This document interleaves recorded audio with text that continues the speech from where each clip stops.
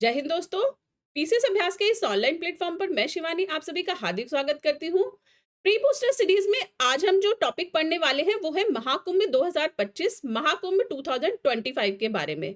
तो प्री परीक्षा से रिलेटेड जो भी इंपॉर्टेंट फैक्ट है वो हम आज के वीडियो में कवर करने वाले हैं। तो चलिए फटाफट से शुरू करते हैं।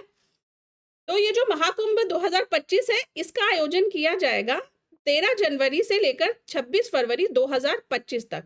अब ये जो 13 जनवरी डेट है, 13 जनवरी डेट है पौष पूर्णिमा की, ठीक है, और 26 फरवरी डेट है महाशिवरात्रि की, ठीक है। तो पौष पूर्णिमा के साथ महाकुंभ का आरंभ होगा और महाशिवरात्रि के साथ पौष पूर्णिमा का की समाप्ति होगी, ठीक है।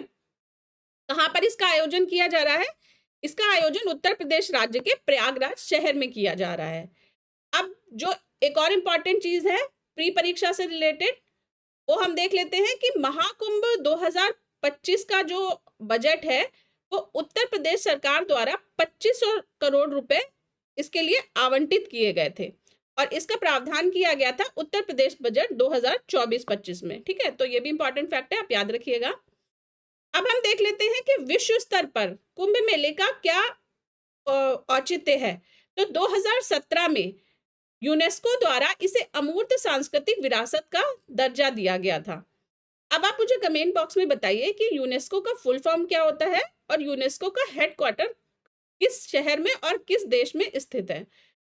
तो Kumbh Mela was recognised by UNESCO in 2017 as an intangible cultural heritage, ठीक है, ये चीज याद रखिएगा आप।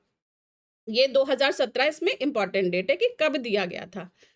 अब आता है कि कुंभ मेले में होता क्या है, श्रद्धालु जाते हैं और नदियों में स्नान करते हैं, ठीक है, डुबकी लगाते हैं नदियों में।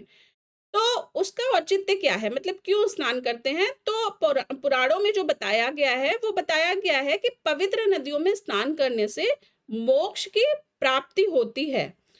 So according to religious belief, one attains salvation by bathing in holy rivers during this event. इसलिए बड़ी मात्रा में लोग जाते हैं और नदियों में स्नान करते हैं। अब इस स्नान से रिलेटेड कुछ महत्वपूर्ण तिथियां हैं जिनमें शुभ मुहूर्त हैं। शाही स्नान, इनको शाही स्नान के नाम से बोला जाता है।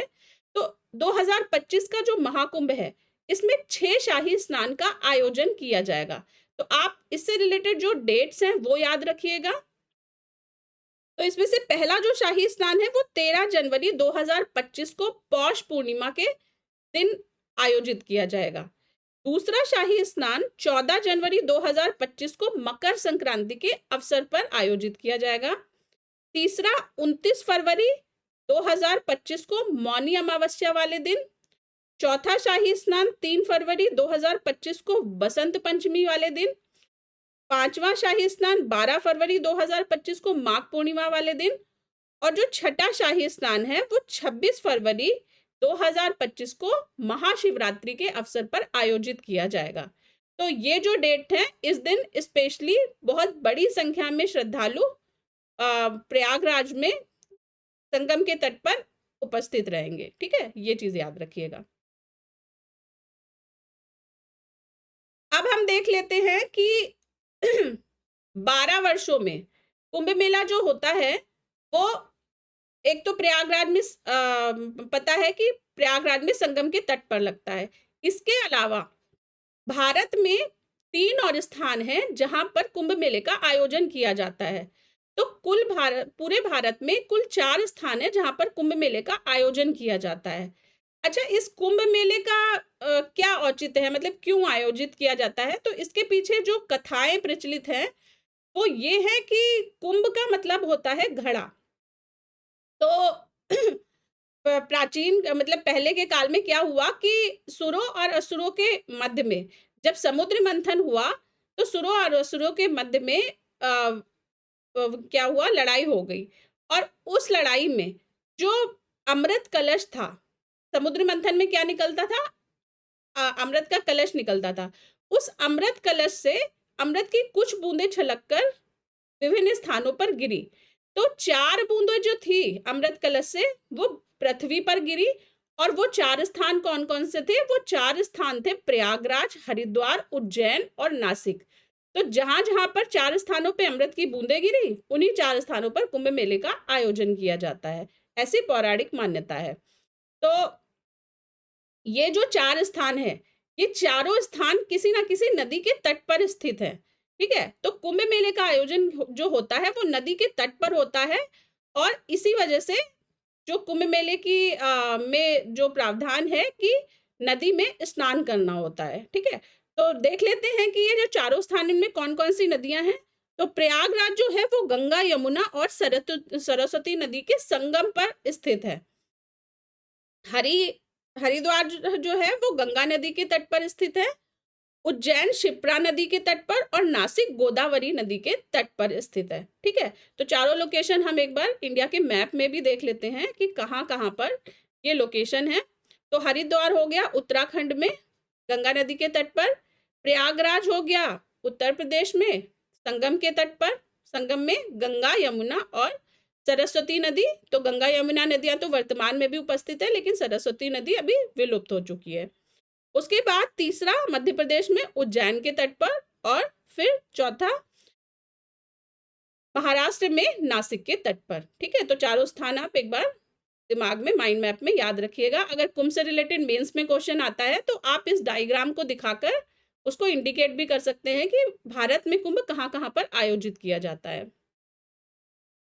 चलिए अब हम देख लेते हैं कि कुंभ के कितने प्रकार होते हैं। जो कुंभ मेला होता है वो भी कई तरह का होता है।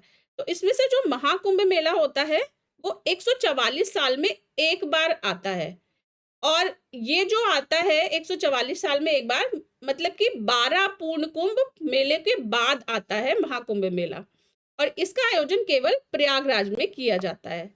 फिर आता है पूर्ण कुंभ मेला। पूर्ण कुंभ मेला प्रत्येक 12 वर्ष में एक बार आता है और ये 4 पवित्र स्थलों कौन-कौन से, प्रयागराज, हरिद्वार, नासिक, उज्जैन में आयोजित किया जाता है। फिर आता है नेक्स्ट अर्ध कुंभ मेला। अर्ध कुंभ मेले का आयोजन 6 वर्ष में एक बार किया जाता है और इसका आयोजन हरिद्वार और प्रयागराज में किया जाता है, ठीक है?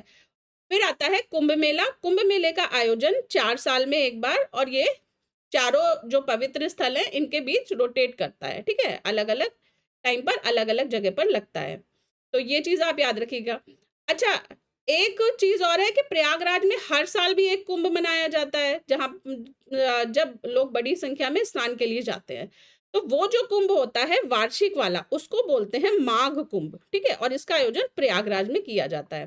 तो ये इंपॉर्टेंट फैक्ट है, ये भी याद रखिएगा कि जो वार्षिक स्तर पर होता है मतलब एनुअली जो आयोजित होता है प्रयागराज में उसको माघ कुंभ के नाम से जाना जाता है।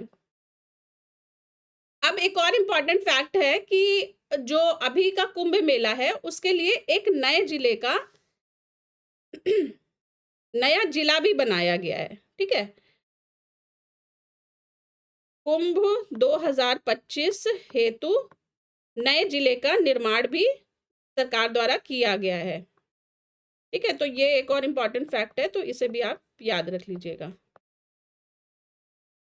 नए जिले का निर्माण किया गया है, ठीक है? चलिए, अब ये तो हो गया प्री से रिलेटेड फैक्ट। अब ये जो कुंभ मेला है ये मेंस के लिए भी बहुत इंपॉर्टेंट है। तो प्री परीक्षा के बाद ये मैं एक क्वेश्चन दे रही हूँ मेंस के लिए, इसको आप अपना बेस्ट से बेस्ट एफर्ट डालकर आंसर करिएगा और आप मुझे आंसर इस वीडियो के कमेंट में भी बता सकते हैं या फिर टेलीग्राम ग्रुप पर भी शेयर कर सकते हैं। तो क्वेश्चन है, कुंभ मेले के चातुर्दिक महत्व का वर्णन कीजिए। Describe the all round importance of Kumbh Mela. तो इसमें आपको आंसर कैसे करना है, आपको सभी आयामों पर जैसे कि आर्थिक, सामाजिक, सांस्कृतिक, ज्योग्राफिक, ठीक है? तो भौगोलिक मतलब, तो सभी आयामों को ध्यान में रखते हुए इस क्वेश्चन का आंसर करना है। तो यहीं पर वीडियो को मैं खत्म करती हूँ। वीडियो पसंद आया हो तो लाइक करें, कमेंट करें, शेयर करें और साथ ही पीछे सब अभ्यास को सब्सक्राइब करना ना भूलें। जय हिंद।